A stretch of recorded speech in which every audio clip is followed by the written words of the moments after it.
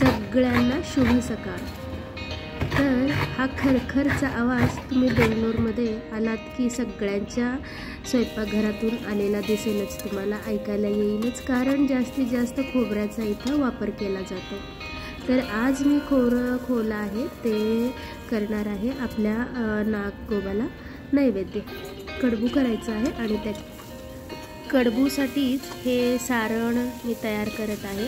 ओल्या खोबऱ्याचं, वाळ्या खोबऱ्याचंही करतात, नाहीतर फुटाणे डाळे असतात ना त्याचंही करतात, पण इथं मी ओल्या खोबऱ्याचं गूळ घालणार आहे आणि थोडंसं सुंठ घालणार, सुंठपूड, आणि हे सारणच मी वापरणार आहे। वेलदोडेसुद्धा वापरू शकता, घालू शकता त्यात। हे सारण तयार झालेलं आहे, त्याला थंड करण्यासाठी ठेवायचं आणि त्याच्यासाठी जो कवर आहे ते कवर करण्यासाठी मी इथं तांदळाच्या पिठाचा वापर करते।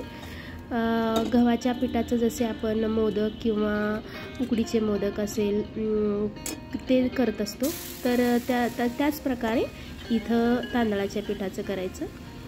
तर पाणी उकळायला लागल्यानंतर तांदळाचं पीठ घालून छानपैकी घोटून घ्यायचं। सुरुवातीला थोडंसं ते पातळ वाटेल, पण नंतर ते छान असं घट्ट होतं आणि ऑलमोस्ट ते इथंच त्याचं जे कुकिंगचं प्रिपरेशन आहे ते झालेलं असतं। ते ऑलमोस्ट सगळं शिजलेलं आहे आता, आणि छानपैकी त्याला थंड झाल्यानंतर आपण त्याच्यापासून कडबू तयार करणार आहोत आणि ते गार होण्यासाठी ठेवायचं। आणि आपण पाहिलं ना, सकाळीच मी आळूची पानं आणलेली, आळूची पानाला असे लाटल्याने ना ते असं ओढल्यासारखं नाही होत खाल्ल्यावर, म्हणून तसं लाटून त्याला धुवून घेतलं आणि नंतर हे सारण लावायचं भजीचं।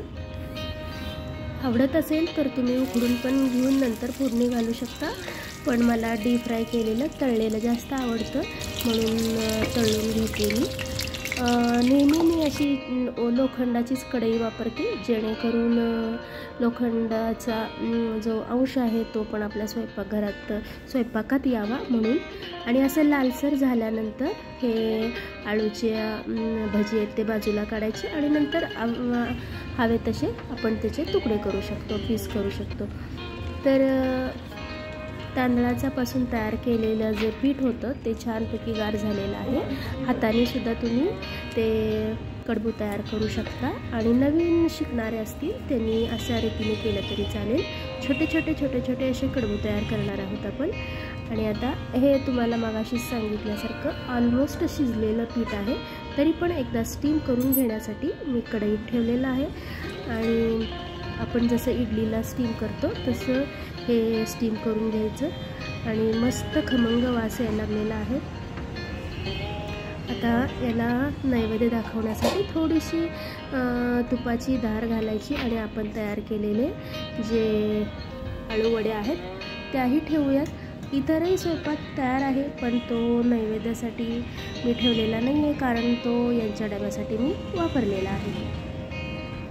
नागपंचमीच्या तुम्हा सगळ्यांना खूप खूप शुभेच्छा। आज अशा प्रकारे माझ्या नागपंचमीचा जो नैवेद्य आहे तो मी दाखवलेला आहे। कडबू करतो आम्ही आणि त्याच कडबूचा नैवेद्य दाखवलेला आहे।